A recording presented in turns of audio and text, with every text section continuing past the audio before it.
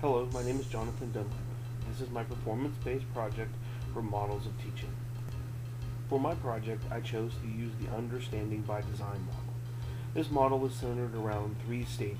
First, understanding the desired results by establishing goals, establishing the understandings that the students will have, looking at and defining the essential questions for the unit, and then also looking at what students will know and what students will be able to do.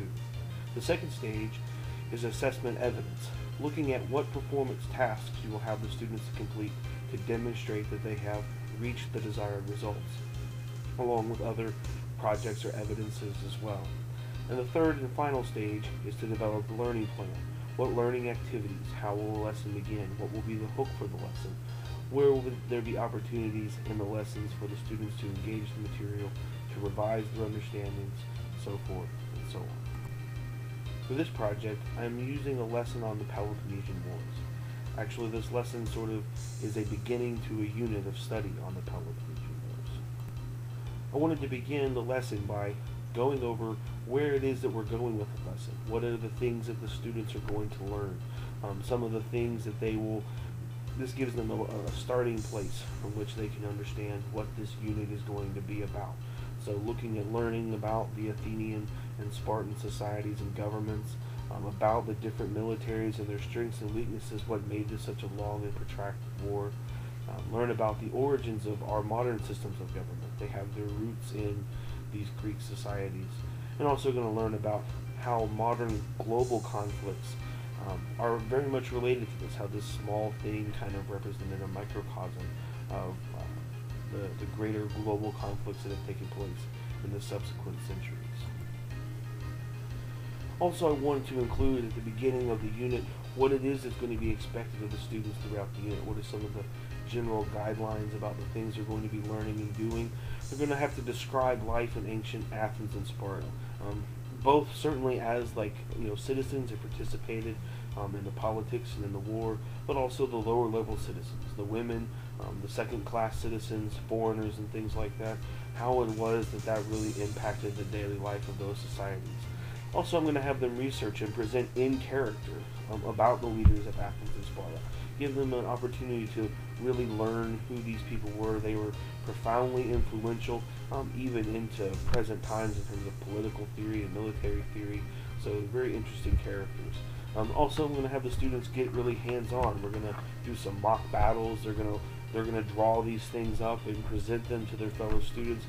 Even learning what it was like to be a rower on one of the triremes of the Athenian Navy, and just kind of really get them an opportunity to be hands-on with the material.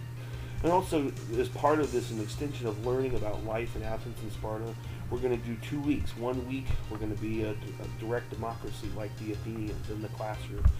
And 1 week, we're going to be an oligarchy. We're going to have our classroom set up just like the Spartan government, so the students can really understand, get a picture of what it was like to be part of one of those societies. I want to begin the unit with this excerpt of the speech of Pericles' funeral oration. It's one of the more famous accounts from Thucydides' history of the Peloponnesian Wars, and it really, I think, is an opportunity for the students to see how they felt about this, where the power of persuasion that was on the part of the political leaders, but also the civic and cultural spirit that went into really both sides, while this highlights specifically the Athenian side. But this is meant to be as a hook for the students, to really kind of help them understand and emotionally invest that this is a topic this isn't just some dry history that happened in the past, but rather this is something that is moving and in the moment, and these were real people who real things happened to. It's not just a story, but it's real life and real history. While we're not going to spend a great deal of time on this in the class, I want to go through the 3 different stages of the Peloponnesian Wars, and to give the students sort of a broad perspective on what happened in the wars. Just do a brief overview of each one, kind of hit the highlights, how each stage concluded and how the next stages began, just to give the students a brief understanding of what that was like. Again, we're continuing an overview of the Second Peloponnesian War now, and this is a good opportunity to bring in Thucydides as one of the primary sources of this war, and why we know so much about the Peloponnesian Wars, because he was both involved in it and then also was in the aftermath, interviewed and researched and wrote about the history of the war. I think this presents a great opportunity to broach with students the concept of the historiography of evaluating sources. He was an eyewitness, he was part of one side. How much do we value his opinion, and answering questions like that, which is an extremely important part of history and understanding history in its broader context. Looking at the third phase of the war presents an opportunity to look at this war as a global war, even more so than in the previous phases. Not a global war certainly in the modern sense, but a global war in the sense of the 5th century Mediterranean history.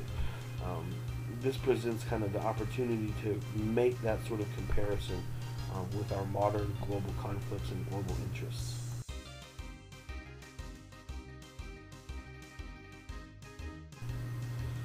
In this phase of the presentation, we're going to, after concluding the summary of the 3 phases of the Peloponnesian Wars that encompassed a significant period of time, now we're going to look more generally, look at Athenian society and Athenian government, how it changed over time, some of the things that were brought in, particularly talk about the direct democracy of the assembly, how Pericles ushered in the age of the strategoi, the generals, in which they moved from merely a military function to also having a social leadership function because of the limitations of the terms, of the one-year terms of the archons.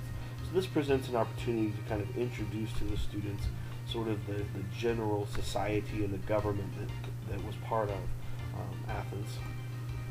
After this section and the subsequent sections that cover these same general topics, I want to have students pause with a thought question, pair with a partner sitting next to them, or maybe 2 partners sitting next to them, and address these questions. What are the similarities and differences between these ancient governments and societies and our current society? Particularly with Athens. They had a direct democracy, we have a representative republic. How are those 2 things related to one another? What are the similarities? What are the differences?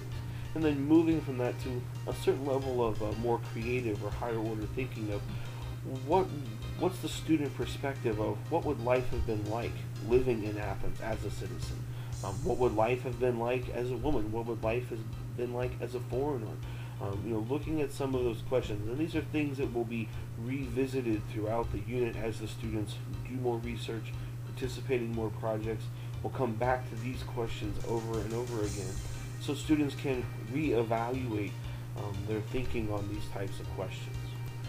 I also want to introduce to the students the major leaders from each side.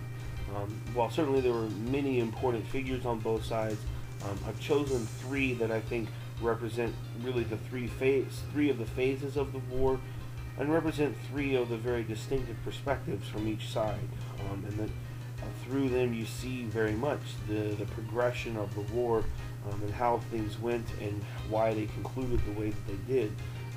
From Pericles to Alcibiades, these are very different people with very different ethics and moral compass, and how they influenced the progress of the war was a very important factor in how things come. And so I want students to understand who these leaders were, what their major contributions were, and also how they influenced the course of the war because of their character. In this vein, I want the students to look at these characters and look at these figures, and what are the similarities and difference between these types of political leaders and our political leaders? Are there great differences? Are they really very similar, or are there things that make them very different? And looking at their character and looking at the things that they did, does that give you a better perspective about our current leaders? Do you feel like maybe they're more effective or less effective? Why is that the case? Again, these are sort of initial thought questions that students will pair with 1 or 2 of the students sitting near them and kind of discuss these questions and to kind of begin a dialogue that will continue throughout the unit. We're then going to move on to Sparta and look at them in the same sort of perspective that we looked at Athens, looking at their culture and their society, obviously extremely different, and actually very unique overall in terms of Greek societies and the way that they were organized and set up, and obviously the importance of their military within the society itself. So we'll begin to look at Sparta in some of the same ways and from the same sort of perspectives that we were looking at the Athenian society. Again, students are going to look at the same thought questions, but obviously now we have a very different perspective. The Spartan society was an authoritarian society. It was ruled not necessarily by one single king like a monarchy, but it was ruled as an oligarchy with a very select group from within the community that ruled, even within the Spartan society itself. Only those who were Spartan citizens, and only select among those, along with the kings, were able to rule. So how does that relate to current or modern forms of authoritarian governments that have taken place? Say like Nazi Germany or Soviet Russia, or some of the more recent dictatorships and things that have cropped up in parts of the world. And also continuing to think, this is I think maybe even a bigger stretch for students. What would your life been like as a citizen of Sparta? Both as a citizen, or maybe even considering what would your life have been like as one of the helots, or one of the kind of disgraced citizens that might have lived there. How would that have been? What would that have been like? How would life have turned out for someone like that? Interesting for the students to begin to think about those kinds of topics. And again, we want to look at Spartan leaders in the same way that we looked at the Athenian leaders. Kind of once again moving through the different phases of the war, what kind of influence they had, how they affected the outcomes of different parts of the war, whether they shortened the war, prolonged the war, whatever the case may be. Looking at them, I think, in that perspective will give the students sort of an understanding. And this one is a little bit more difficult because of the nature of Spartan society. It did not lend itself towards the same kind of exceptional sort of leadership. It was more about a cohesive unit. And so you have definitely different characters and different characteristics from the Athenian leaders. Again, we're looking at a thought question here for the students to consider about the Spartan leadership. How are they similar or different from our leadership? Are there similarities with them? I think in some cases there might be. Are those similarities good or bad? Have the students sort of kind of begin to evaluate and compare and contrast what their leadership did with what our leadership does. And who's more effective? Looking at the Spartan society, there's a lot of things that to modern sensibilities might seem questionable, but was it effective? Is it something people should think about or learn about? It just gives an opportunity for the students to sort of discuss and raise these sorts of questions. The final thing that we'll look at as a group is the different military advantages. With the Athenians, their obvious advantage was first their fortifications, and then also the second slide is their navy. They have the long walls and the natural harbor of Piraeus, and so they were able to kind of live as an island on the mainland. The other major Athenian advantage was at sea, with their triremes. Their navy was the greatest that had existed in ancient times, was one of the most successful and long-standing all the way up into the late 1700s, early 1800s with the rise of the British Navy. But it was an amazing and an excellent force. Certainly was their greatest advantage. I also want students to look at the Spartan military advantages. Their primary advantage was their military training system, which took children at the age of 7 and all the way up to the age of 24. They went through various stages of training, which all it was centered around was building them up to be effective soldiers in the Spartan army. And Spartan society itself was a military advantage. The citizens, the Spartanate, they were totally free from all sort of mundane existence of life things like farming or anything like that. That was all part of their society and the subjugation of the helots. They were really the first full-time standing army. Nothing else like them existed in Greece at the time, and that was what gave them their stupendous advantage on the field of battle. The students are going to have several follow-up assignments. I'm going to take the students and assign them to work in various groups on some of the assignments that we kind of begin and that are based on the lesson. I'm going to choose 6 students, 3 for Athens and 3 for Sparta, to present the major leaders of the different sides. As I said, I want them to research those characters, really kind of get to know as much about them as is possible, and then present a report to the class in character, as if they were Pericles, or as if they were Cleon, or Lysander, or one of the important characters, so that it engages the other students, it engages that student, and kind of really brings that concept to life. Also, 10 students are going to be chosen to do the research for the different military advantages and the major victories and the major battles that took place between Athens and Sparta. 5 are going to be on the Athenian side, 5 are going to be on the Spartan side, and they're going to come up with some mock things, and it'll be part of what I want to do with the class anyway, but they're going to be responsible for producing some material and some information to hand out to the class, to kind of explain the different advantages and disadvantages from each side, and sort of show the class how those things work. I want it to kind of be theatrical and big, and I want the students to really get involved in it. We're going to take some class time to do those sorts of things so that it can be an exciting sort of thing. And as I discussed at the beginning of the lesson, I want to have those 2 weeks for the students to experience that kind of government.